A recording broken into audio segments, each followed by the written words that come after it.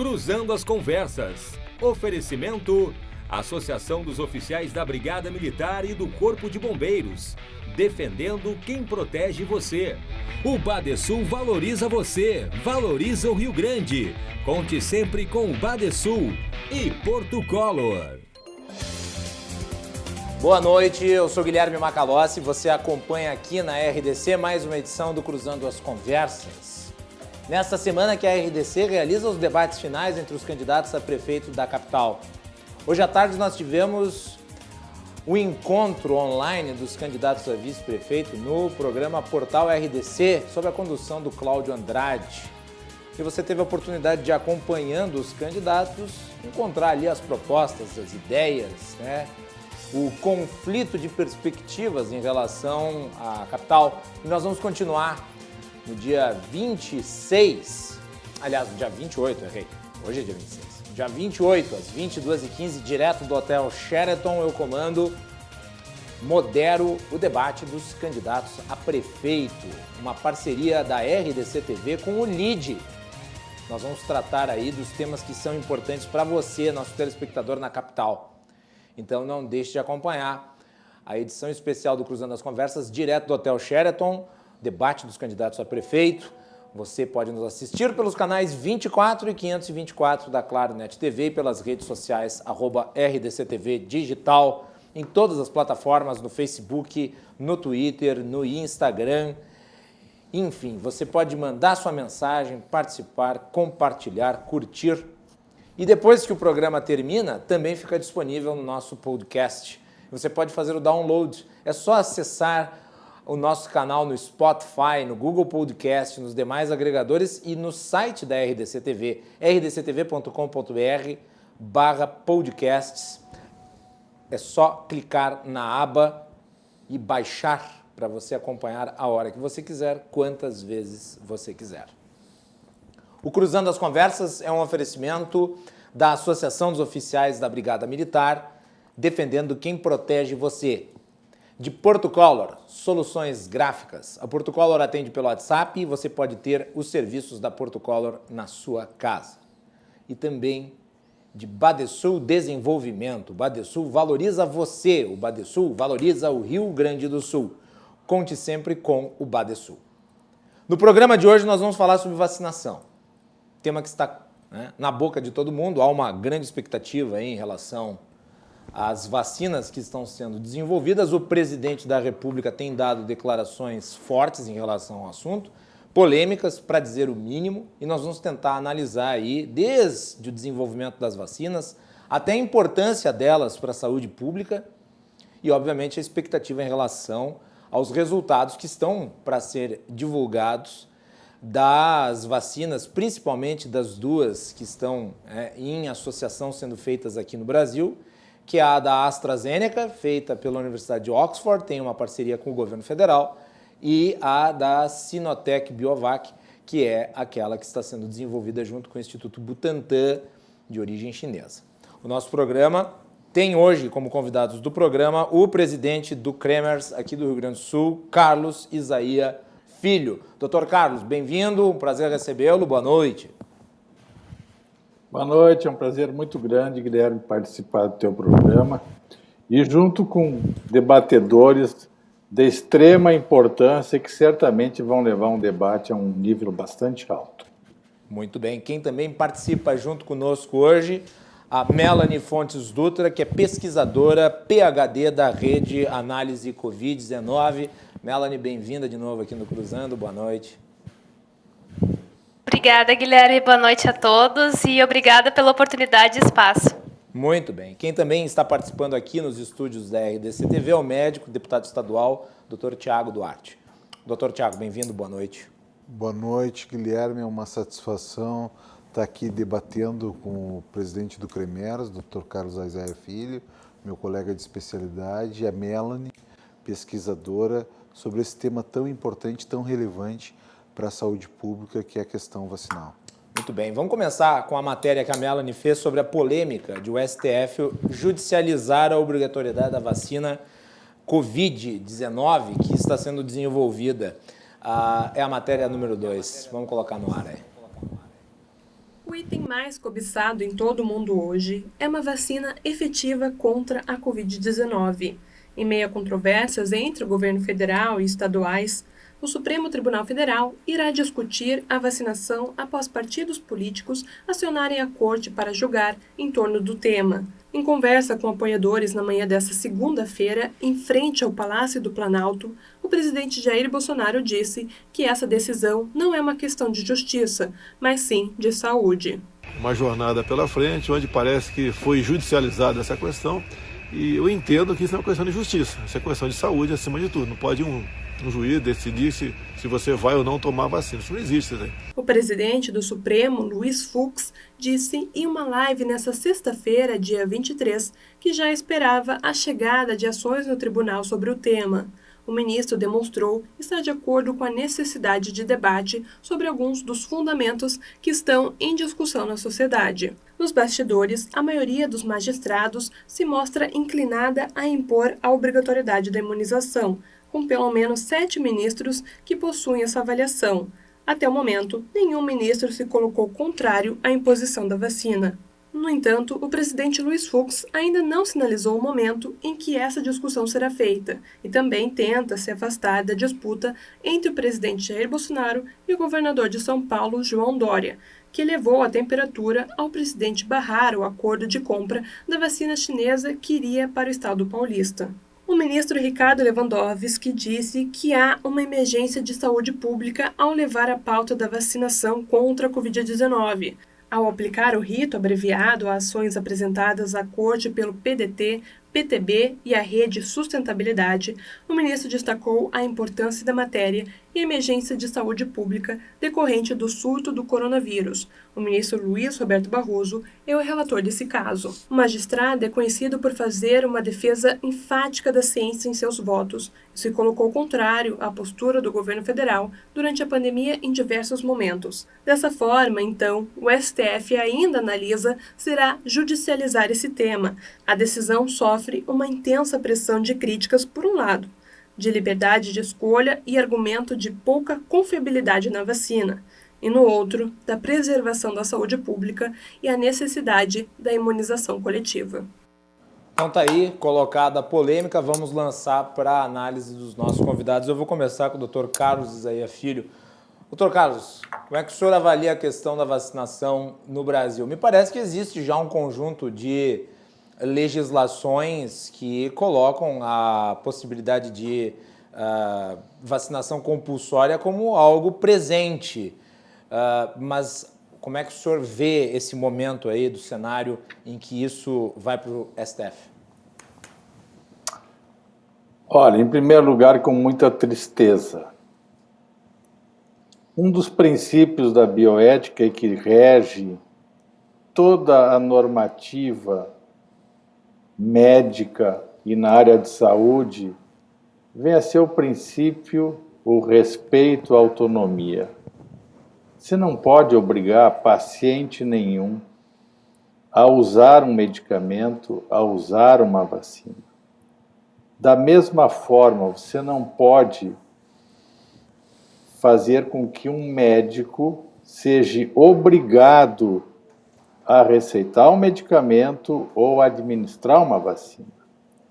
Observem, todas as vacinas que já existem, com eficácia comprovada, com segurança comprovada ao longo dos anos para diferentes patologias, desde a vacina lá da polio, todas elas existem recomendações para serem utilizadas, mas nunca se obrigou ninguém a usar. Por outro lado, nós estamos frente a uma vacina ainda experimental, que nós ainda não sabemos, e a doutora Melanie pode colocar isso com mais propriedade, a real segurança e a real eficácia. Não existe forma de tornar obrigatória essa administração, principalmente a nível populacional. Isso não tem sentido. Eu várias vezes estou dizendo, olha, deixem nós fazermos o nosso trabalho. sob o ponto de vista médico, sob o ponto de vista de saúde. Por favor, não nos atrapalhem. Chega de politizar essa questão da pandemia. Muito bem. Vamos ouvir Melanie Fontes Dutra, tua avaliação em relação à obrigatoriedade da vacinação. Bom, boa noite, pessoal. Em primeiro lugar, eu acho que é uma abordagem bastante complicada e que aumenta ainda mais a insegurança do cenário atual. Então, como já bem foi falado, as vacinas estão em fase de investigação. A gente ainda não sabe qual é a real eficácia dessa vacina, apesar da gente já ter fortes indícios de que ela é capaz de gerar uma resposta imunológica interessante no indivíduo, que dessa resposta, parte dela pode ser via anticorpo neutralizante. Enfim, são vários parâmetros que já nos dão uma certa noção do poder que a vacina pode ou não confirmar na fase 3, mas eles são promissores. O que acontece, e agrava muito esse cenário, é uma soma de fatores que envolvem, primeiro, a falta de divulgação do método científico, e que isso está sendo muito corrido atrás por muitos divulgadores hoje, da gente mostrar para as pessoas como esse método se dá, por que alguns trabalhos têm uma força de evidência maior que outros, como é que é esse desenvolvimento de vacina, porque quando as pessoas começam a entender como se dá esse método, elas começam a entender que não é do dia para a noite e que é graças a esse método que a segurança dessa ferramenta é assegurada.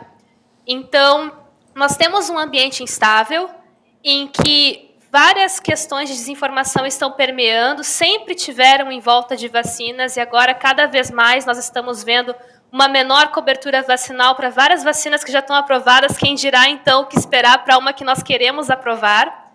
Tudo isso, então, compromete muito esse cenário e aumenta a população hesitante. Por isso que, na minha opinião profissional, essa abordagem de obrigatoriedade, ela é muito complicada. Nós deveríamos investir em responsabilidade social, na pessoa entender que não é só sobre ela se imunizar e se proteger. E para a gente garantir que a vacina funcione, nós precisamos que uma porcentagem elevada da população se vacine, porque isso permite, essa cobertura vacinal, assegurar essa eficácia e proteção, não para todos. Então, na minha opinião, é justamente essa em resumo. Nós deveríamos muito mais estar preocupados com responsabilidade social do que realmente deveria ou não ser uma questão de obrigatoriedade. Dr. Tiago Duarte. Bom, Macalossi, eu vejo diversos aspectos dentro desta conjuntura toda. A primeira questão é a seguinte: se nós não tivermos, em determinados momentos, e isso há uma pleiade de remédios que estão dentro desse rol, extrapolo para a questão das medicações para dizer isso. Se não houver uma obrigatoriedade, não falo de uma vacina em testes, não falo de situações que estão para ter evidências adequadas. Isso aí a gente não está nem discutindo, né? É óbvio, Lulante, que a gente precisa ter um remédio, uma vacina com toda a comprovação científica adequada, né? Se ela não tem isso, ela não é uma vacina. Ela não é uma vacina adequada para ser comercializada, né? Então, respeitado todo o processo técnico, científico e pedagógico da confecção da vacina, passado esse entrave, se nós não tivermos a obrigatoriedade, os governos não precisam ter. É assim que acontece com os medicamentos. Se tu não tens a obrigatoriedade daquele remédio ser específico para determinada patologia e isso ser consagrado a nível de Ministério da Saúde, o governo não precisa comprar. É a via crucis que os pacientes com hepatite B e C estão passando hoje no governo do Estado, governo federal. Não se consegue conseguir tratamento para esses pacientes, né? Então, eu acho que tem que verificar direitinho esta questão administrativa e burocrática da obrigatoriedade. Se nós não tivermos a obrigatoriedade da vacina, não estou falando nem da sanção, se nós não tivermos a obrigatoriedade do Estado fornecer, não vai ter vacina. E isso também as pessoas precisam ficar alertas. Se essa vacina não for obrigatória, o Estado não precisa fornecer, porque ela é opcional. É assim que são feitas diversas vacinas do pneumococo, assim que existem as vacinas de alguns tipos de meningococo. Não são obrigatórias, logo, o Estado não precisa fornecer. E o cidadão que compra essas vacinas.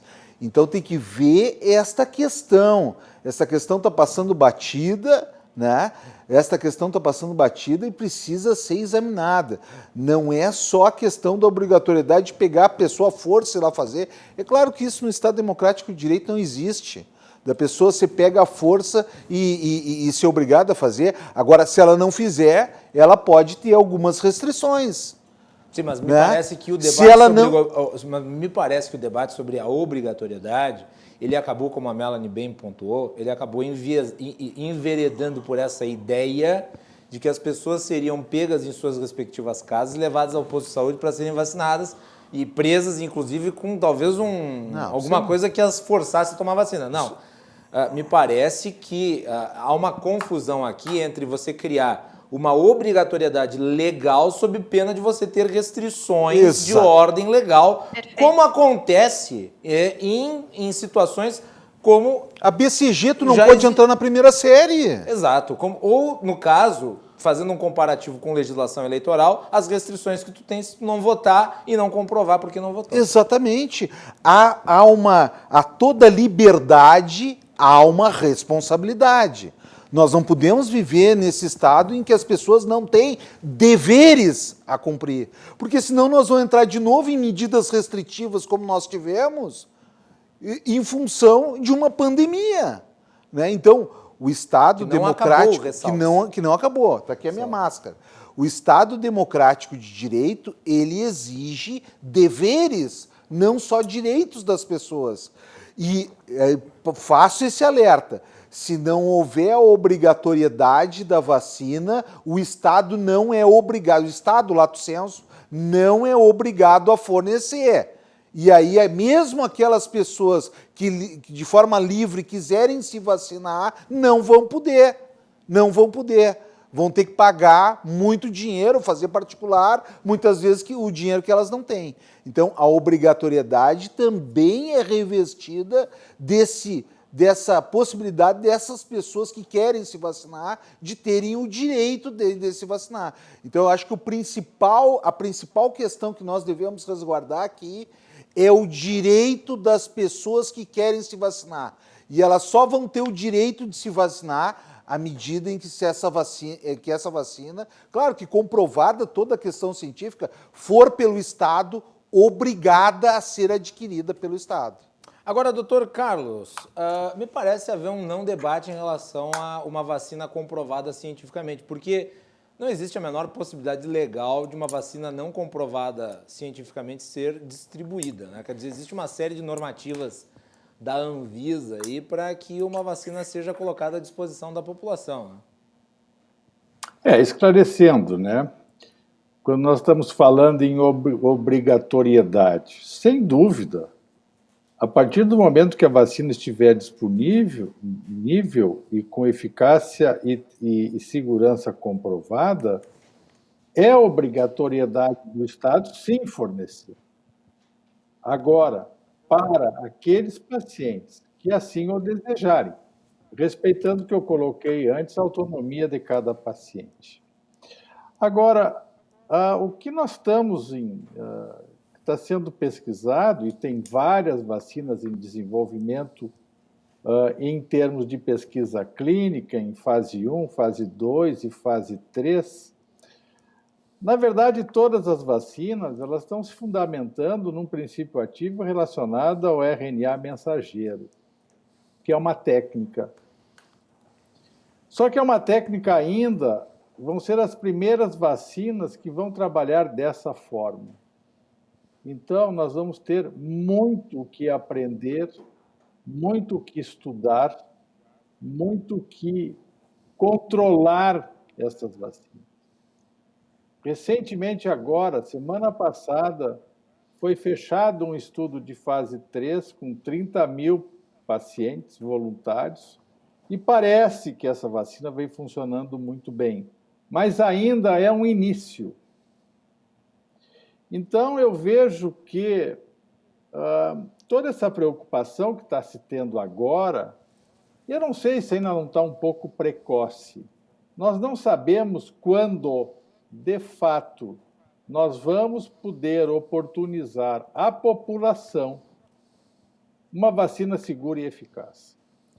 A outra questão que tem que se levar em conta também é toda uma rede de fornecimento, a questão custo, ou seja, existem vários parâmetros que necessitam ser muito bem analisados para que a gente possa dizer, bom, temos a vacina é esta ou são estas, e nós vamos ter condições, sim, de oferecer à população de uma forma gratuita, através de toda a rede de saúde do SUS. Então, são vários aspectos que necessitam ser avaliados, discutidos e ver de fato as possibilidades. Mas, sem dúvida, a obrigatoriedade dos órgãos federais, estaduais e municipais de dar acesso à população a essa vacina, isso eu creio que é indiscutível. Agora, doutor Carlos, só antes de passar para o doutor Tiago e depois para a Melanie, eu quero trazer aqui o que está escrito na Lei 13.979, promulgada no início do ano, em fevereiro, pelo presidente da República, Jair Bolsonaro. Nós estamos falando de vacina porque quando a vacina estiver disponível, ela está disponível para todo mundo. Então, é um assunto que é de interesse de todos os brasileiros, dos gaúchos, dos porto-alegrenses, do pessoal de qualquer lugar do mundo. Então, nós estamos discutindo a vacina e esse é um assunto do momento. E nós não tínhamos ainda falado especificamente sobre vacinas aqui no programa, eu achei que era fundamental tratar do tema.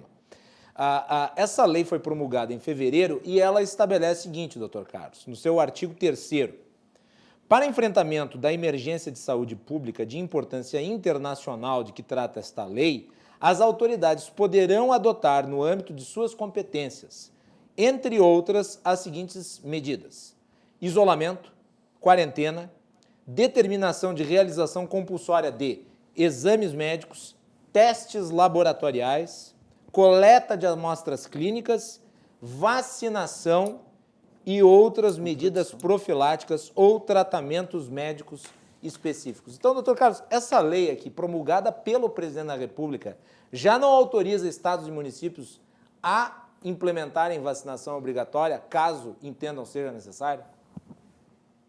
Eu creio que sim, Agora, veja bem, isso foi uma lei que foi feita, que foi promulgada no início dessa pandemia.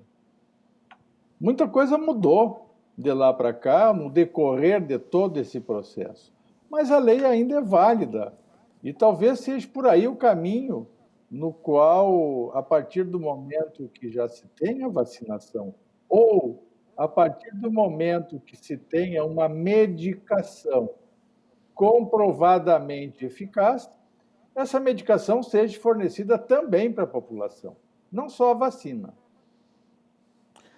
Doutor Tiago. Deixa eu dizer uma coisa que eu acho que é bem importante, Macalossi. As pessoas tiveram, nessa pandemia, direitos fundamentais delas restritos.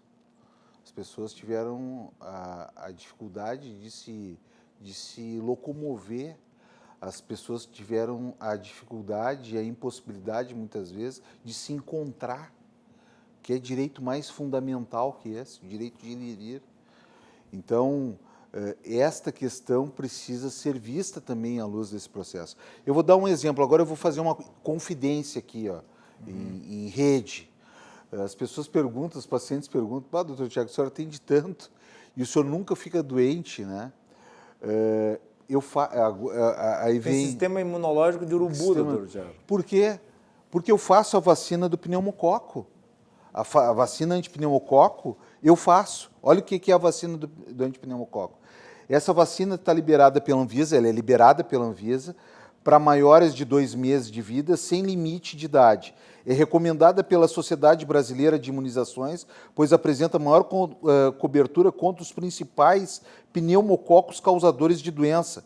O Streptopneumoniae, que é o pneumococo, é importante agente causador de pneumonias, septicemias, meningites, além de otite, amidalite, sinusite, enfim, diversas infecções respiratórias.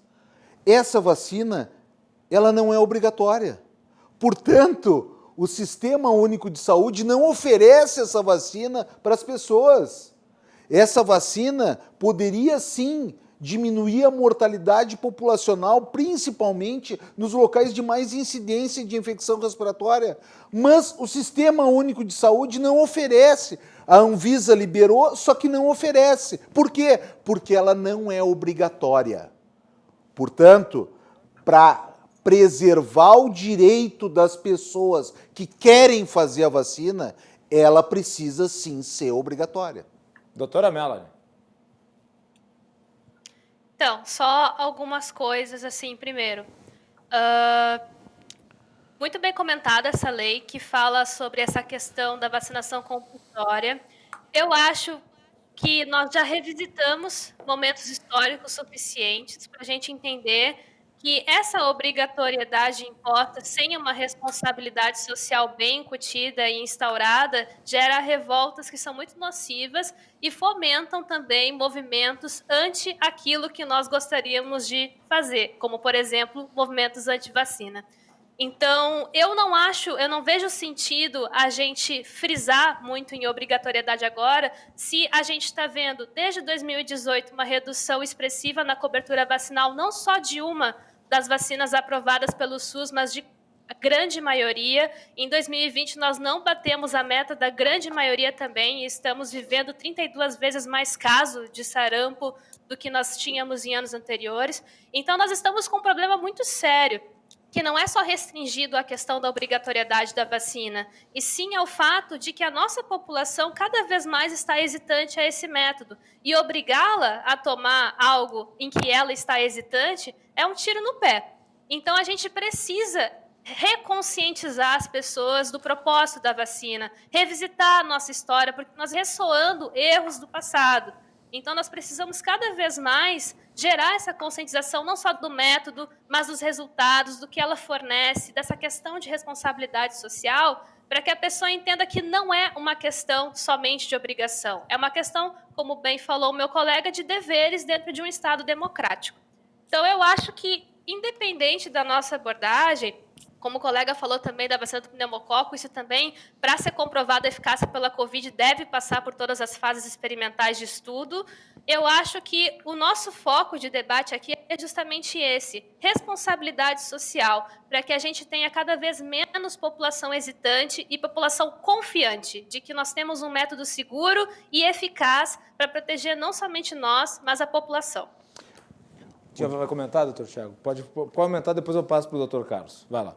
O dia de vacinação, historicamente, sempre foi um dia em que as principais autoridades da nação, para fazer esse caráter que a Melanie mencionou e que eu saúdo, informativo, esclarecedor, mostrando segurança do processo vacinal de prevenção, né? Que as autoridades, as principais autoridades do país sempre participavam da campanha de vacinação, né? Então, eu concordo com ela, eu acho que isso tem que ser enfatizado, mas eu volto a dizer assim que precisa haver, se não houver a obrigatoriedade dessa vacina estar no rol de vacina, no rol de vacinação que o Estado dispõe, as pessoas que querem se vacinar não vão ter acesso. É isso que vai acontecer, né? Então, e concordo integralmente com o que ela falou do caráter elucidativo, esclarecer a população. É claro que a vacina tem que passar por todos os testes indispensáveis, seja ela da China, seja do Alasca, seja do Tahiti, seja de onde for, né? Caráter científico é igual deve ser igual em toda parte do mundo, né? É por isso que nós estudamos a faculdade, todos os médicos estudam isso na faculdade, todos os biomédicos, todos os cientistas, de que os ensaios clínicos são os melhores, ensaio clínico randomizado duplo cego contra placebo, enfim, o caráter científico é óbvio que tem que ser seguido com toda a segurança. Por isso que tu nunca ouviu de mim, acreditar que a vacina chega antes da metade do ano que vem. Antes da metade do ano que vem não vai ter vacina. Essa é a minha avaliação, esse é o meu palpite nesse processo, porque todo mundo só tem palpite. E ainda assim nesse é processo. um prognóstico muito positivo. Muito positivo. Então, assim, mas o fato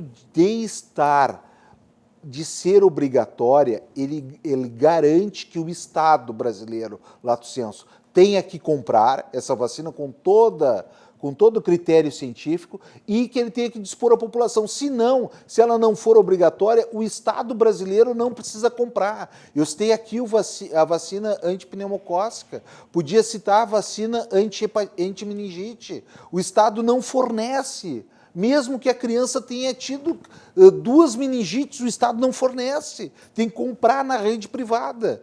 Então, com o objetivo de garantir o acesso daquelas pessoas que de forma livre e consciente querem se vacinar, esta vacina precisa estar entre as vacinas obrigatórias. Que já existem outras. Já existem outras vacinas obrigatórias que estão no rol de vacinação obrigatória, né? Não há nenhuma novidade nesse sentido. Doutor Carlos, com relação a esse crescimento de doenças que já tinham sido consideradas superadas, como o sarampo, que eram controladas através dos processos de vacinação, a que tu achas que se deve o Brasil não ter cumprido as metas que são metas necessárias para manter essas doenças controladas? Há um crescimento de uma desconfiança em relação a vacinas em geral no Brasil, na sua avaliação? Eu creio que não. Na verdade, mesmo antes da pandemia, as vacinas tiveram alguns contrapontos, certo? Não técnicos, não científicos, certo? Fundamentados em opiniões, mais especificamente, sob o ponto de vista de médicas e da área de saúde, mas que certamente devem ter contribuído, mas não de uma forma assim tão exaustiva, para uma menor cobertura vacinal. Ora, a questão da cobertura vacinal necessita, sim, um empenho muito grande. Precisam ser metas que precisam ser estabelecidas e, anualmente, tentar fazer com que as campanhas ocorram e que se oportunize todos esses aspectos. O que me parece que aconteceu, principalmente nos últimos 5, 8 anos, é que se afrouxou um pouco essa questão. Vacinação necessita de motivação populacional. Isso é muito importante. Olha o que aconteceu esse ano na vacina da gripe. Houve uma procura muito grande em função de uma pandemia, no sentido de dar uma cobertura melhor, e a própria população foi atrás da vacina da gripe, achando que poderia dar uma proteção maior, como de fato está dando e de fato deu frente ao resfriado comum e à gripe. No caso, o senhor está basicamente dizendo, doutor Carlos, que como o sarampo não é mais uma doença comum, as pessoas simplesmente perdem um pouco sob o ponto de vista da iniciativa de se vacinar. É isso? Se afrouxou muito a questão do sarampo. E agora quer se resgatar. Ora, resgatar frente a um recrudescimento de patologia que poderia ser evitada por uma vacina é uma falha, é um agravo de saúde muito grande. Nós não prevenimos. Então, a doença ocorre. Então, esses aspectos são muito importantes. Agora, veja bem, e eu fecho totalmente com o que colocou o Tiago e a Melanie, nessa questão da vacina para a Covid. Nós não podemos esquecer que, para que se tenha uma vacina, nós, profissionais de saúde, temos que estar suficientemente convencidos que essa vacina funciona. E, a partir daí, tentar, junto às autoridades de saúde, adotar essa vacina num plano nacional. O que não se pode é simplesmente escolher a vacina A, B, C ou D tem que se tenha uma credibilidade técnico-científica boa para que se possa querer instituir um programa e uma obrigatoriedade. Foi colocado muito bem pelo Tiago. Eu também não acredito que antes da metade do ano que vem a gente tenha a vacina que nós desejamos, segura e eficaz. Mas, a partir do momento que se tenha, pode ter certeza, a própria classe da saúde vai exigir, vai solicitar essa obrigatoriedade e seremos os primeiros incentivadores populacionais para que essa vacina seja, de fato, aplicada. Melanie. Eu concordo também com o colega. Acho que antes de metade de 2021, a gente não vai estar vendo uma grande porcentagem da população sendo vacinada, até porque, após a aprovação, existe todo o processo de credenciamento nos órgãos fiscalizatórios, como a Anvisa, aprovação por lá, e a partir daí toda a questão da logística, produção, se nós vamos comprar, se nós vamos produzir aqui, se tem acordo de transferência. São vários pormenores que, dependendo de cada uma que sair, vai ser celebrado um ou outro caminho. Então, realmente, antes de 2021/2, acho muito difícil a gente estar vendo uma vacinação em massa. Também vai ter essa questão de grupos prioritários. Então, até todo mundo se vacinar já foi bastante tempo. Então, isso tem que ficar muito bem claro para as pessoas entenderem que a ciência precisa de tempo. E o método depois, para essa implementação, também requer um certo tempo, por mais que tudo vai ser feito o mais ágil possível nesse momento.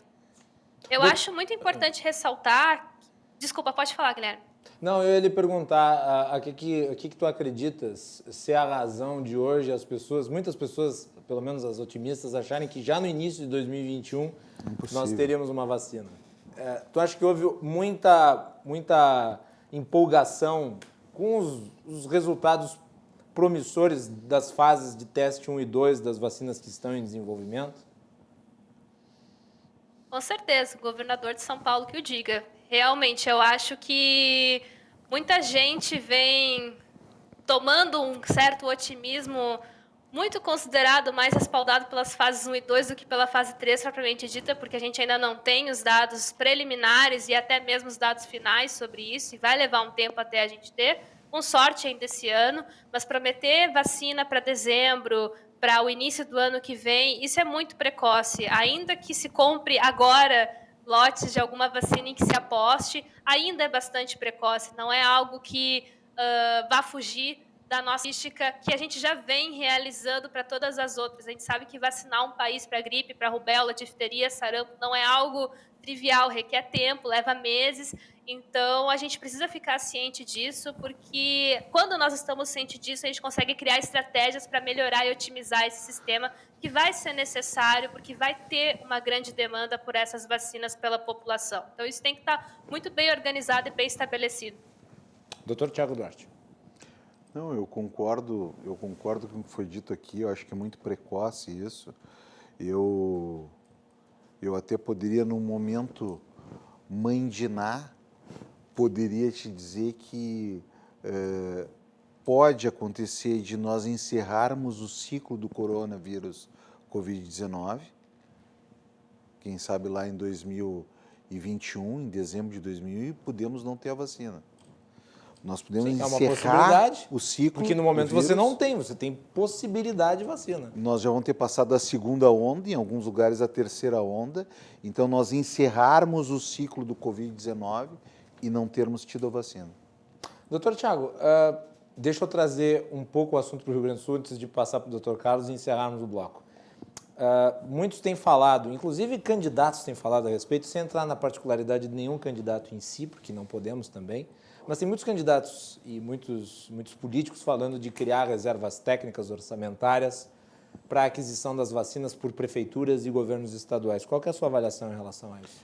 Acha que é muito cedo, base nessa sua análise racional sobre a expectativa de uma vacina? A minha avaliação é de que isso não passa de uma situação que pode e provavelmente não vai se confirmar na prática. Até porque a questão vacinal é uma questão federal, né? isso pode ser repassado aos estados, essa competência, mas é prioritariamente do Ministério da Saúde. Portanto, eu acho que isso não deveria entrar no rol de discussão das prefeituras, dos municípios. O que deveria sim entrar no rol de discussão dos municípios é o recurso que veio do governo federal, aonde ele foi gasto, por que foi gasto e como foi gasto. E, principalmente, neste outro período, os recursos da saúde, como vão ser gastos, aonde vão ser gastos e por que epidemiologicamente vão ser gastos. Isso é o que deveria estar em discussão nas eleições municipais. Muito bem. Doutor Carlos, um último apontamento nesse bloco e depois, na volta do intervalo, nós vamos falar sobre os métodos científicos aí que levam à aferição de confiança numa vacina. Mas antes, um apontamento seu aí para fechar esse bloco sobre esse assunto que nós abordamos na primeira parte. Olha, eu gostaria de concordar tudo o que o Tiago colocou agora. Nós não temos nem a vacina pronta, nós não sabemos nem o custo. A Melanie colocou muito bem a série de determinantes que necessitam para que se possa ter uma vacina a nível de ponta. Ora, gente, nós não podemos primeiro nos secar para depois tomar banho. As coisas não são assim, nunca foram. Existe todo um planejamento que deve ser feito a partir do momento que, de fato, nós tenhamos aquela vacina ou a melhor vacina disponível dentro de um custo que se adeque às nossas necessidades e aí, então, fazer todo um planejamento para que se possa ser distribuído e aplicado. O positivo, no caso do Brasil, é que já existe um know-how de distribuição de vacinas, né? Quer dizer, há uma tradição de amplas vacinações, o que talvez facilite essa parte, né? Eu acho que é um dos grandes feitos da nossa política pública de saúde é a da vacinação em massa. Isso já está meio que consolidado. Eu acho que os caminhos para a distribuição das vacinas já estão praticamente prontos. Claro, necessita, né, de se estabelecer uma ordem de vacinação que obedeça, quando tivermos a vacina, primeiro os grupos prioritários, mas é algo que nós temos de vantagem em relação a muitos outros países que não têm essa estrutura, como é, por exemplo, o caso dos Estados Unidos, se eu não estou enganado. Vamos fazer um break, nós voltamos na sequência, nós estamos falando sobre vacinação com o Dr. Carlos Isaia Filho, presidente do CREMERS aqui do Rio Grande do Sul, o Dr. Tiago Duarte, médico, deputado estadual, e também a Melanie Fontes Dutra, que é pesquisadora PhD na rede Análise Covid-19. Você nos acompanha e nós já retornamos.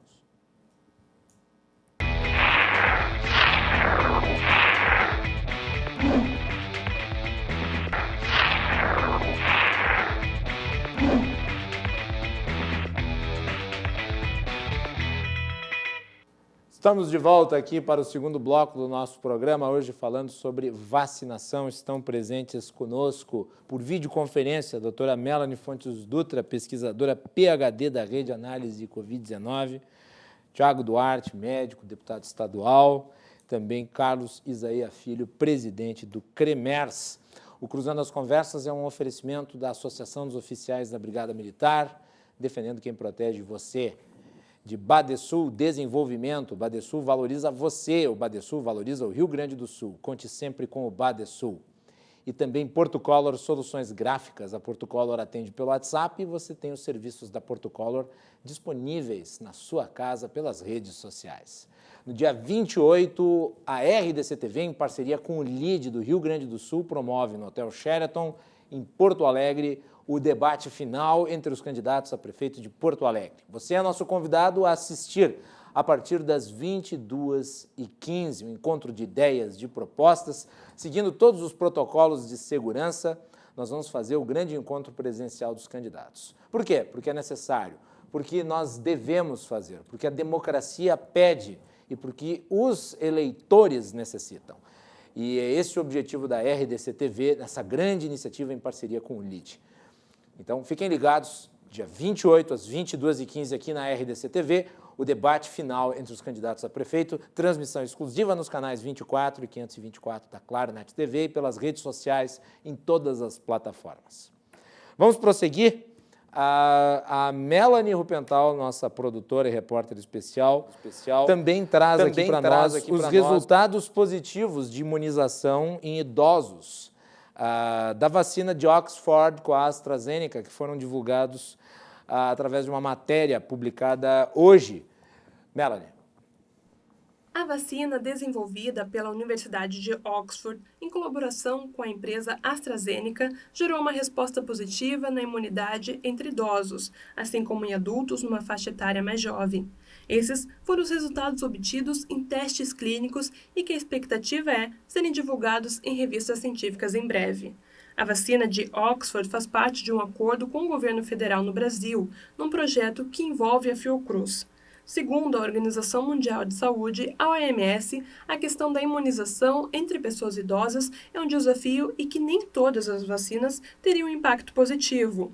Nesse sentido, o receio era de resultados fracos ou ineficazes para esse grupo. Especialistas, porém, alertam que o resultado positivo deve ser comemorado com cautela.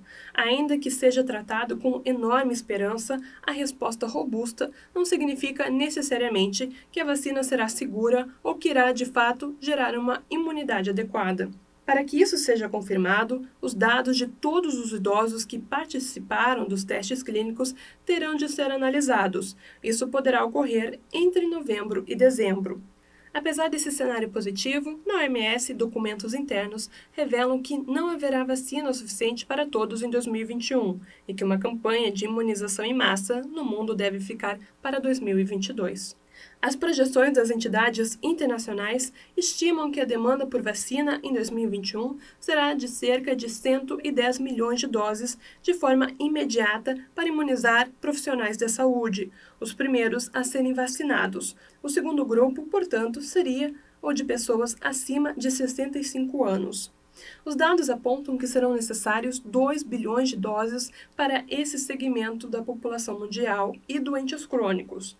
A estimativa é de que cada pessoa terá de tomar 2 doses da vacina. Para 2022, esse volume de produção chegaria a 5,4 bilhões de doses, suficientes para 2,7 bilhões de pessoas.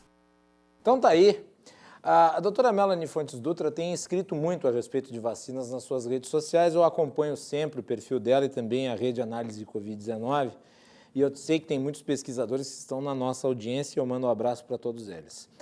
Doutora Melanie, o que quer dizer uma forte resposta imune e qual é a diferença disso para uma vacina em termos de eficiência para a população, no caso, uma vacina que, além de ser segura, seja eficaz?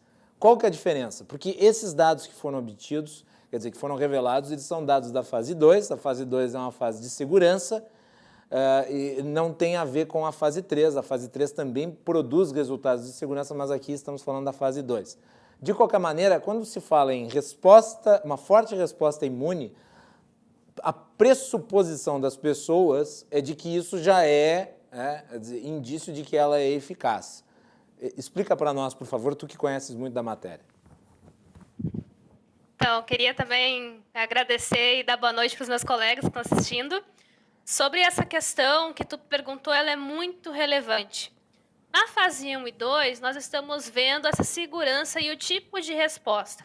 Então, a gente está vendo se essa questão que nós estamos utilizando para imunizar a pessoa, se essa proteína, esse fragmento de proteína, se ele é capaz, então, de desenvolver uma resposta robusta na pessoa. Essa resposta, ela nem sempre está atrelada ao fato de ser protetora. E é justamente isso que a fase 3 investiga. Se essa resposta é capaz de evitar o que o indivíduo, ao ser exposto ao agente infeccioso, desenvolva, então, a doença que é a Covid-19. Então, por isso que essas fases elas são estudadas. Doutora Melanie, então, desculpe lhe interromper. Então, quer dizer que não existe imunidade não protetora, no caso? Existe uma imunidade, por exemplo, que Ela depende de vários fatores, depende de moléculas que são secretadas, de células que são recrutadas e principalmente se tu gera uma memória daquela infecção. Porque eu posso, por exemplo, responder muito bem à primeira infecção de Covid, vamos supor que eu peguei Covid, e eu posso criar uma resposta genérica, não específica, que vai, então, resolver essa primeira infecção. Não necessariamente eu desenvolvi uma memória imunológica a partir daí. Perfeito. Porque ela requer tempo, ela requer uma exposição maior, por um tempo maior, para eu poder, então, mobilizar células especialistas que vão compor a minha memória imunológica. Então, alguns pacientes parece que resolvem essa infecção muito rapidamente, acabam não desenvolvendo sintomas muito agravados da doença, o que não necessariamente faz com que eles não passem a ser suscetíveis. Então, é um ponto muito importante. Quem desenvolve a memória provavelmente tem uma memória que vai ser duradoura. Nós ainda precisamos investigar isso, essa durabilidade da memória, mas que é capaz de responder a uma segunda, uma terceira infecção. É isso que a vacina proporciona, que a gente treine nossas células especialistas e guarde essa memória para que quando a gente for exposto a esse desafio, a esse agente infeccioso, a gente lembre como lidar com ele. Muito bem, doutor Tiago. Veja se eu falo corretamente, doutora Melanie. Eu tinha uma professora que chamava Scrofenecker, professora de imunologia, e ela dizia muito o seguinte... Mas esse é um nome inesquecível, desculpe, sim, mas por isso esse que eu me fácil lembrar. Por isso que eu me lembrei. O primeiro nome dela me fugiu aqui, mas ela dizia que a resposta imunológica causada pela vacina é um anticorpo, o corpo produz aquele anticorpo, que é um verdadeiro míssil teleguiado contra o patógeno. Míssil teleguiado. O que é a fase 2? A fase 2... E o guiado é a memória genética, por exatamente, é específico para aquele patógeno. Então, o que tem na fase 2? A fase 2 mostra o seguinte, criou-se uma defesa, criou-se um míssil. Aí, agora, na fase 3, o que nós vamos ver? Se esse míssil é um míssil teleguiado realmente para impedir que aquele indivíduo seja contaminado pelo patógeno. É isso, doutora Melanie? Será que é mais ou menos isso? Vamos lá, doutora Melanie, antes de passar para o doutor Carlos. Então, os anticorpos, eles realmente são bastante específicos, eles vão, então, marcar uma região do vírus que é importante, então, para fazer essa neutralização, que é o que a vacina também propõe, mas a gente não tem só isso. Nós temos as células que produzem esses anticorpos, como os linfócitos B, que a gente precisa criar eles, especializá-los para produzir esses anticorpos, esses mísseis específicos, para justamente a gente poder lembrar, para numa próxima infecção, a gente também estar protegido. Então, eu acredito que fazendo um adendo a essa tua colocação, que é bem lúdica, eu acredito que na fase 3 nós estamos vendo se nós aprendemos a produzir esses mísseis. Se nós poderíamos produzir eles 1, 2, 3, 5, 7 vezes, caso fosse necessário. Na fase 1 e 2, a gente está vendo a qualidade desse míssil, se ele é capaz de ser específico, ou seja, se ele é teleguiado, se ele é robusto, se ele tem quantidades importantes para combater uma infecção importante. E na fase 3, se nós realmente aprendemos a produzi-lo para próximas vezes que for necessário. Muito bem. Doutor Carlos. Colaborando, certo? Eu, além de ginecologista e obstetra, já são 35 anos de pesquisa clínica, não em vacinas, só em medicamentos. Mas, assim, o fase 3, além de contribuir para todos esses aspectos que a Melanie colocou antes e também o Tiago, ele também visa a buscar o efeito em diferentes populações. Geralmente, os estudos de fase 1 e fase 2 ficam muito concentrados a uma população europeia, norte-americana ou de algum país.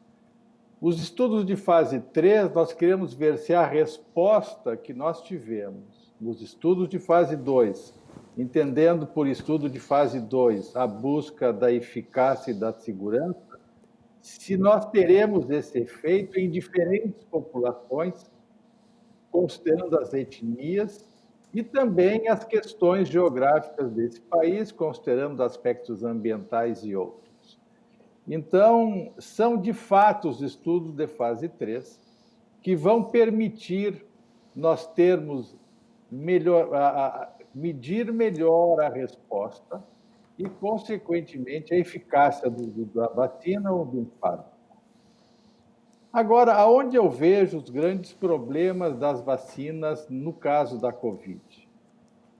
Sendo uma pandemia e sendo um vírus novo, uma patologia nova, todos os estudos ainda, e quando se faz um estudo, se faz todo um regramento que nós chamamos de protocolo, em ver o que nós queremos, o que nós vamos buscar e que tipo de resposta nós vamos ter. O que a gente chama de desfechos de um estudo. Ainda os estudos de vacina para a Covid estão fundamentados basicamente em aspectos clínicos, mortalidade, o aparecimento da doença, como ela se comportou em indivíduos vacinados e não vacinados, e também a questão da carga viral. Então, ainda nós estamos numa fase muito inicial no que tange a esses aspectos, para ver o que de fato nós queremos buscar e o que nós vamos avaliar ou como nós vamos medir essa questão da eficácia e da segurança. Doutor Carlos, existe uma série de vírus do tipo coronavírus. O comportamento desse tem alguma coisa a ver com os demais ou esse tem especificações, ele é de uma outra natureza, pela observação feita até agora, e isso tem alguma relação com a questão da vacina? Olha, parece que nós temos 2 ou 3 cepas diferentes de comportamentos quase semelhantes, mas, porém, de ação um pouco diferente. Eu acho que ainda é muito cedo para falar nisso. Eu não tenho nenhuma expertise nessa área, certo? Talvez a Melanie possa nos colocar isso com mais propriedade. Então vamos botar aí a Melanie para falar. Doutora Melanie, sobre a questão da natureza desse coronavírus em relação aos demais. Porque me parece, e um dos pontos aí relativos ao andamento da pesquisa no desenvolvimento da vacina para este coronavírus ter sido tão rápida quanto está sendo, é porque parece que já haviam estudos prévios relativos a outros tipos de coronavírus que foram utilizados como base. Aí eu lhe pergunto, o comportamento desse coronavírus tem a ver com os demais? Isso é um comportamento viral típico ou esse tem particularidades? Então, a gente sabe que esse novo coronavírus pertence a essa família, uma família que a gente já conhece.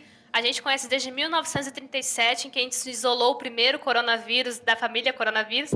Então, a gente já passou pela pandemia da SARS, pela pandemia da MERS. Em 2016, a gente estava num ponto já de desenvolver uma vacina para uma dessas pandemias em que, infelizmente, pela falta de investimento, foi descontinuado esse estudo. Então, convido, inclusive, para essa reflexão, se a gente tivesse investido em ciência de uma forma mais constante e da forma como é necessário, se a gente não estaria num outro ponto de desenvolvimento agora. Mas a questão é, esse novo coronavírus, essa nova cepa viral, ela tem sim algumas semelhanças com os seus irmãos, seus primos, né? Então, a gente sabe que muito desse comportamento é mantido. O que mudou bastante, contribuiu para essa cepa ser tão virulenta, ela poder ser tão transmissível e ter as características que ela tem hoje, foi essa mutação funcional na adesão, então, a esse receptor nas nossas células, que é o ACE2. Tanto que, isso é verdade, que a gente está vendo que pessoas que tiveram infecções passadas por SARS-CoV, por exemplo, que é diferente do SARS-CoV-2, que é o nosso novo coronavírus, elas podem ter uma certa reatividade cruzada, uma imunidade por essa cepa que acaba ajudando em se proteger da outra, ainda que coloque num ponto de menor agravamento de sintomas. Mas a questão é que são 2 vírus diferentes, né, nesse caso. É uma nova cepa que é necessário a gente ter uma resposta contra ela. Thiago Duarte. Não, eu estou aqui aprendendo essa questão toda, né? E sim, sem dúvida nenhuma, esse é um vírus que já é conhecido, foi responsável por outras pandemias, mas não da magnitude do Covid-19. Eu acho que é importante a gente investir pesadamente em produção científica, investir em ciência, para que nós, enquanto humanidade, não precisemos estar passando por um período como esse que nós estamos passando. Eu queria trazer esse ponto que eu acho que é importante, porque isso vem sendo batido e de forma reiterada. Nós tivemos aí a vacina contra a cachumba que demorou 4 anos para ser desenvolvida. E foi, se não me engano, a vacina mais rápida a ser desenvolvida. Agora nós temos a perspectiva de uma vacina dentro de 2021, não se sabe é certo exatamente o mês, mas há uma perspectiva de uma vacina em 2021. E mesmo que ela fique pronta em 2022, ainda assim seria a vacina mais rápida já desenvolvida. Então, tem se falado muito sobre a segurança do que está sendo feito. Eu tenho para mim que agilidade não é necessariamente algo relativo à falta de perícia ou à imprudência. Agilidade significa conhecimento colocado em prática, desenvolvido e aplicado, e feito com celeridade. Celeridade não é pressa, celeridade é rapidez. Como é que vocês avaliam essa perspectiva de que muitas pessoas passaram a ter, de que o trabalho feito em cima dessas vacinas ele está sendo feito de uma maneira assodada?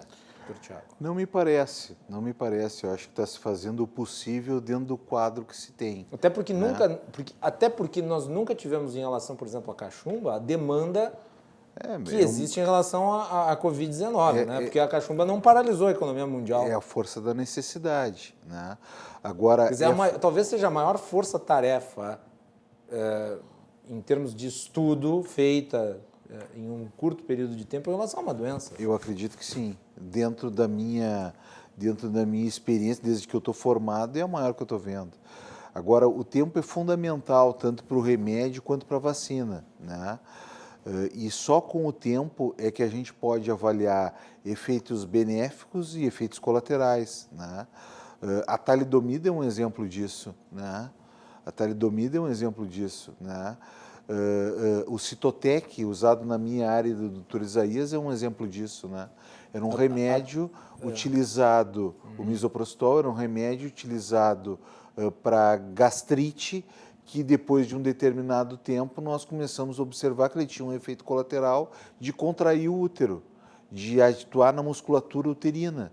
E isso provocava algumas situações de aborto, de interrupção de gestação, e hoje nós sabemos até algumas situações de malformação fetal. Então, o tempo para as medicações e para as vacinas, ele é fundamental para uma análise mais profunda e mais criteriosa no que se refere a aspectos positivos, efeitos positivos e a efeitos colaterais. Doutora Melanie. Com certeza, eu acho que o que o Tiago acabou de falar é precioso demais, porque a ciência requer o seu tempo.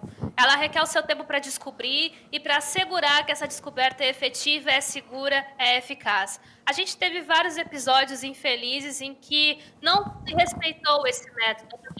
Foi um desses. Se a gente tivesse expandido e feito da forma que era necessária essa investigação, nós teríamos visto que em modelos animais, por exemplo, com primatas, ela teria um efeito parecido com o que a gente viu em mulheres que, infelizmente, usaram esse remédio ao decorrer da gestação.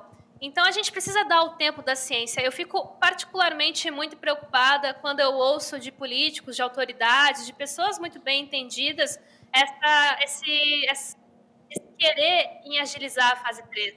A fase 3 é preciosa demais, que nem o colega comentou. A gente está vendo se existem efeitos adversos rápidos em uma população que é heterogênea demais, de diferentes locais, de diferentes tipos. Então, a gente não pode perder essa riqueza, porque ela é o que nos assegura que vai ser segura, que vai nos dizer se ela é realmente protetora e que justamente é a melhor ferramenta para a gente utilizar e conscientizar as pessoas de que é uma ferramenta muito segura de saúde pública. E daí o fato da fase 3 ser tão ampla, né, doutora Melanie? Quer dizer, Você pode até avançar alguns procedimentos em relação às fases 1 e 2, mas não na fase 3, né, que é a fase fundamental, porque daí você examina um amplo leque de pessoas que permite você identificar casos extraordinários de efeitos da doença. Guilherme, eu Exatamente. queria... Já que nós temos... Vai lá, doutor Carlos, depois eu volto para a doutora Melanie. Vai lá, doutor Carlos. Nós tivemos uma notícia que saiu no final da semana passada. Existem vários laboratórios trabalhando com vacina. Um deles é o Moderna, que praticamente é o laboratório que ainda tem o maior expertise em trabalhar com RNA mensageiro, que está sendo a grande plataforma no qual está se trabalhando as vacinas. Eles começaram fase 1, eles finalizaram a fase 1 em março desse ano. Em julho deste ano, eles iniciaram a recrutar pacientes para a fase 2, que finalizou agora. E, na semana passada, eles fecharam o recrutamento de 30 mil participantes de pesquisa para iniciar a fase 3. Que não se tem notícia que tempo isso vai levar. É claro que, ao longo do desenvolvimento, vão sendo feitas análises interinas, ou seja, análises de como está o comportamento populacional do estudo. Mas veja bem, 30 mil pessoas é uma população muito grande, que serve única e exclusivamente para um estudo de fase 3, que pode durar 3 meses, pode durar 6, pode durar 8, vai depender do comportamento. Então, você colocou muito bem anteriormente o tempo que levou para nós termos uma vacina do sarampo, que era uma patologia conhecida há décadas, certo? Que teve um desenvolvimento, se não me engano, de 4 anos. Quer dizer, dentro desta situação que nós temos agora, é quase imprevisível dizer que quando nós teremos essa vacina com segurança. Doutora Melanie, voltando para ti.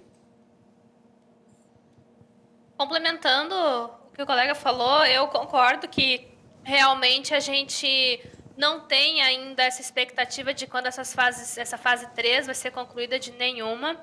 Eu acho legal trazer esse exemplo da Moderna, que ela, além de estar nessa corrida do desenvolvimento vacinal, ela também está desenvolvendo uma vacina de RNA mensageiro, que vai ser, tudo dando certo, uma grande novidade dentro do nosso cenário de vacinas. Mas a gente tem que lembrar também que tem várias formulações em andamento, formulações conhecidas que também são usadas em outras vacinas já aprovadas e bem utilizadas pela população, como adenovírus, vírus inativado, proteínas recombinantes e assim vai indo. Então, eu só tenho realmente a concordar com os colegas e ressaltar justamente o que a gente estava falando, que fase 1 e 2 a gente até pode fazê-las juntas, por exemplo. A gente já vê vários resultados de fase 1/2 sendo publicados para tentar agilizar um pouco esse processo, mas torno a dizer e a frisar que fase 3 nós não podemos simplificar, não podemos reduzir, não podemos, de certa forma, agilizar além do que é previsto no projeto. A gente tem que lembrar que quando uma empresa, uma desenvolvedora, um instituto de pesquisa protocola, então, esse projeto, ele tem que seguir esse projeto e nesse projeto tem que estar previsto todas as coisas que podem acontecer. Então, por exemplo, houve aquela pausa que a AstraZeneca fez, houve a pausa que a Johnson & Johnson fez, tudo isso está previsto no projeto. Tem momentos do projeto que a gente viu no blueprint da AstraZeneca, por exemplo, dizendo que no momento em que se visse um efeito adverso importante que necessitasse de maior compreensão, o estudo deveria ser pausado. Isso é uma coisa que poucas pessoas sabiam quando aconteceu e que gerou uma preocupação generalizada se realmente se ia pôr por água abaixo todo o estudo. E então, aqui a gente está vendo aqui que é necessário o método. Eu vou fazer aqui, doutora Melanie, vou fazer aqui um meia-culpa em nome dos meus colegas. A imprensa tem responsabilidade sobre isso. Porque a imprensa tem que se informar melhor com os pesquisadores para não sair por aí publicando matéria caça-clique. Esse negócio, morreu alguém que tomou a vacina. Quer dizer, em tempos em que há tanta desinformação correndo nas redes sociais, Você publicar uma coisa dessas é uma temeridade, para dizer o mínimo. Quer dizer, depois aí se descobriu, se esclareceu que o sujeito lá, o voluntário que morreu, tinha, na realidade, recebido placebo. No caso da Pfizer, se não me engano, ou foi a da AstraZeneca? Da AstraZeneca. Da AstraZeneca tinha sido uma pessoa que tinha tido uma reação, mas que não era relacionada à vacina em si, que era uma reação relativa a um terceiro fator.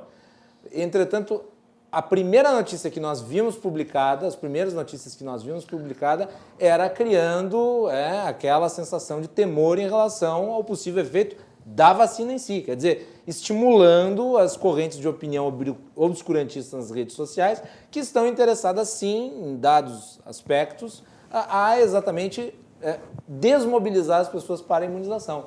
Não concordas comigo? Tu que é pesquisadora da área. Os jornalistas têm uma função importante aqui, que muitas vezes é traduzir a linguagem científica para a linguagem comum. Com certeza, eu só tenho a assinar embaixo em tudo que tu falou dessa tua fala. Porque justamente nós estamos vendo um pouco de desalinhamento entre a manchete e o que a própria notícia está dizendo logo abaixo, né? Então já teve várias vezes em que eu vi uma manchete que estava dizendo muito além do que o que a própria notícia abaixo estava explicando. E a gente sabe que muitas vezes as pessoas só leem a manchete e compartilham ela. Então a gente tem que tomar muito cuidado sobre isso. A gente tem responsabilidades. O pesquisador tem sua responsabilidade em se comprometer da forma mais ética e respeitosa possível com o conhecimento. O jornalista em fazer essa tradução da informação de uma forma verdadeira, celebrando o conhecimento científico para a sociedade. Nós temos um papel importante de diálogo, porque o jornalista não está necessariamente versado sobre o método científico ou sobre todos os pormenores, e o cientista tem que também ter essa flexibilidade e essa conversa com a imprensa. A gente está vendo o quão benéfico é isso. Olha esse momento que nós estamos celebrando agora, onde a gente tem profissionais de alto gabarito conversando com jornalistas de tão alto gabarito quanto. Então, são esses momentos que nós temos que nutrir e ficar permanentemente depois da pandemia. Essa ponte entre ciência, jornalismo e sociedade, ela não deve ser emergencial para essa situação. Ela deve ser perene, para que a gente enfrente todas as situações daqui em diante juntos, cada um cumprindo o nosso papel dentro da sociedade. Muito bem, eu acho que isso encerra muito bem essa nossa análise relativa às vacinas. Eu gostaria de agradecer primeiramente a doutora Melanie Fontes Dutra aí pela sua participação e também pelos esclarecimentos. A Melanie, ela é pesquisadora PhD da Rede Análise Covid-19. Eu recomendo a todo mundo que acompanhe a Rede Análise Covid-19, que faz uma condensação de informações que são muito úteis, inclusive para jornalistas. Melanie, obrigado. Com a última palavra. Obrigada, Guilherme. Obrigada aos colegas por estarem aqui enriquecendo esse momento. Acho que, para finalizar, pessoal, o mais importante dentro disso é a gente voltar a ter o senso de que ciência faz parte do nosso dia a dia. Ciência deve ser algo da nossa rotina. Nós perdemos muito em deixar de lado o nosso senso crítico e abraçar informações sensacionalistas que muitas vezes estão entregando uma informação que é a que a gente gostaria de ouvir, ou que é fácil da gente compreendê-la, que já vem com um certo mastigamento para a gente já digeri-la e repassá-la. A gente tem que ter esse comprometimento com o conhecimento. A nossa sociedade depende disso. É isso que assegura os nossos métodos e as nossas ações, em políticas baseadas em evidências e não o contrário. Então, é muito importante nós termos senso crítico, nutri-lo e cada vez mais entender que ciência deve fazer parte da nossa rotina. Tá aí, então, a doutora Melanie Fontes Dutra. E eu gostaria também de agradecer aqui as participações do Tiago Duarte, médico, deputado estadual. Eu gostaria, aproveitando que também está presente aqui no nosso programa hoje o Dr. Carlos Isaia Filho, que é o presidente do CREMERS, um outro tópico que não tem a ver com a pauta principal, mas diz respeito a uma instrução normativa do Hospital Conceição, que me parece muito polêmica, doutor Tiago. O que aconteceu lá no Conceição?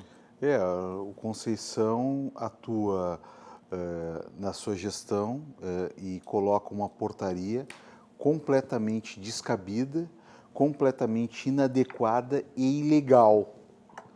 Quando ele, ao invés... Nós estamos passando por uma pandemia. Nós ainda estamos no meio dela.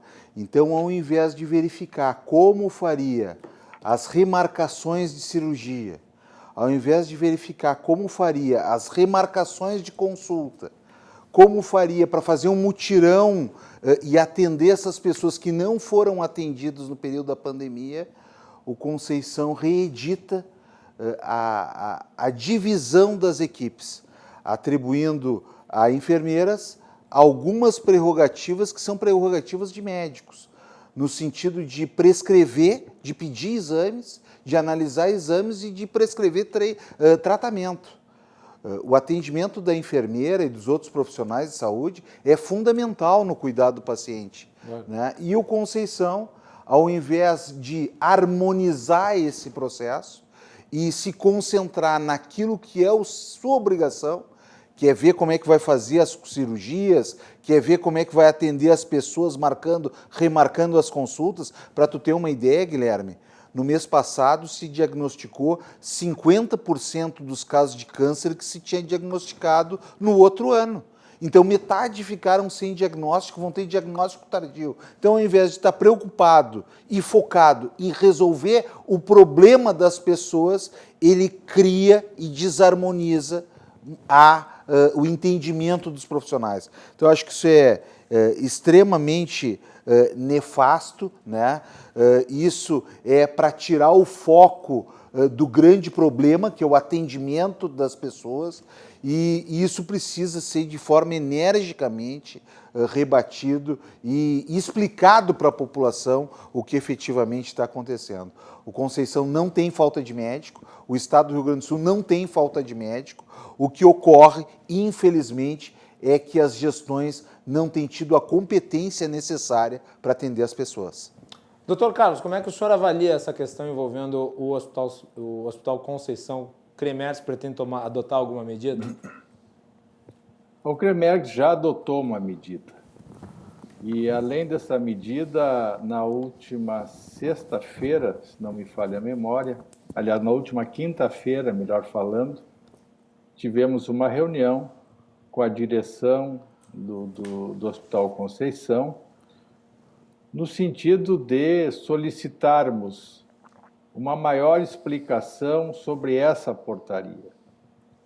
Na verdade, como colocou o doutor Duarte, essa portaria foi reeditada, porém foi acrescentado nela uma atividade do corpo da enfermagem, que viria a ser a interpretação, além de poder solicitar exames, a interpretação desses exames clínicos, bem como o encaminhamento de pacientes a profissionais da rede especializada. O que nós entendemos que são funções específicas do médico e não competem à enfermagem esse tipo de atitudes. O Conselho solicitou maiores explicações, principalmente desses protocolos de ação da enfermagem, e estão sendo avaliados esses protocolos para que a gente possa ter um melhor conhecimento dessas ações. Observamos na reunião uma boa vontade da direção do hospital em tentar compor e tornar essa portaria inefetiva ou reeditar dentro de conceitos de ações que possam colocar esses profissionais médicos e enfermeiros de acordo com as suas específicas competências e que não haja esse imbricamento de ações, porque nós entendemos que isto não é seguro e pode trazer problemas no atendimento dos pacientes. A função do Conselho é sempre da melhor forma em que se possa, de fato, contemplar a população com saúde de qualidade. Como o doutor Duarte falou, nós não temos falta de médicos dentro do sistema. Opa! Tivemos um problema técnico com o doutor Carlos? Possa ser equalizado da melhor forma. sem ferir a atividade de nenhuma das profissões. Muito bem, senhores. Olha, eu gostaria de agradecer, além da doutora Melanie, também a participação do doutor Tiago, que é um grande parceiro aqui do Cruzando. Doutor Tiago, obrigado por ter vindo. Obrigado pelo convite. E parabéns aí pelo trabalho na Assembleia e na área médica. Está sempre em casa. Obrigado, obrigado.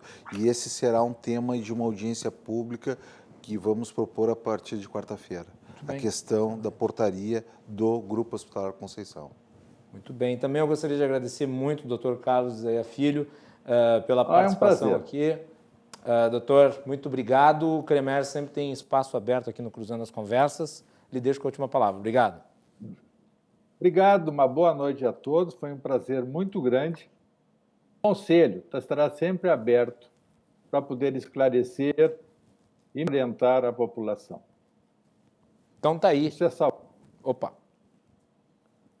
Tá meio entrecortada a fala do Dr. Carlos, acho que um problema de conexão. Eu diria, para finalizar, que informar bem é a melhor ação e a mais efetiva ação em saúde. Muito bem, Dr. Carlos, muito obrigado aí. Também agradecer a nossa audiência pelas mensagens. Nós vamos fazer um break e nós continuamos depois do intervalo. Já voltamos.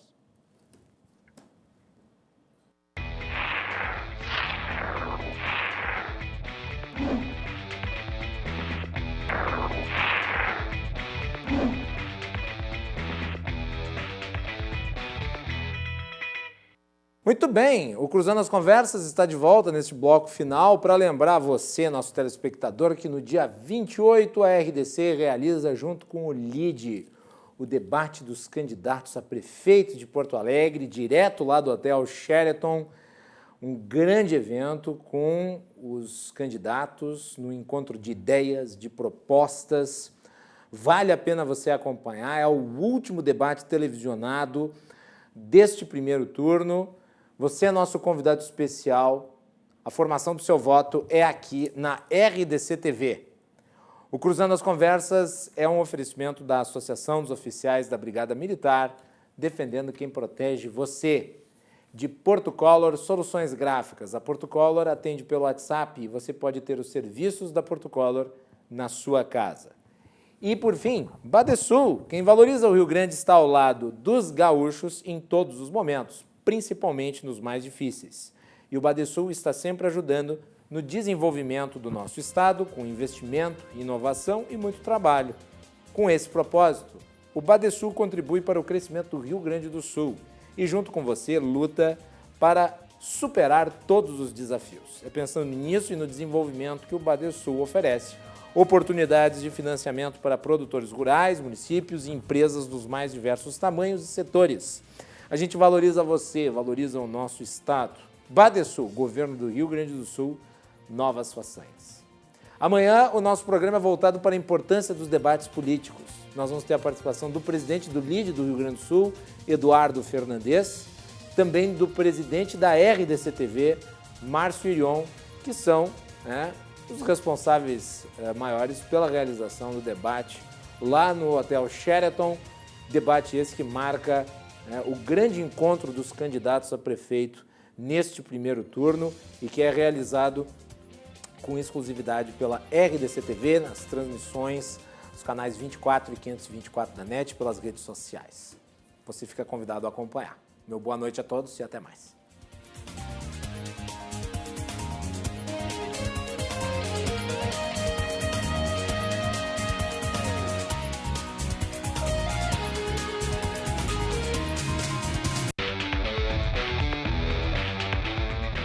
Cruzando as Conversas. Oferecimento: Associação dos Oficiais da Brigada Militar e do Corpo de Bombeiros. Defendendo quem protege você. O Badesul valoriza você, valoriza o Rio Grande. Conte sempre com o Badesul e Portocolor.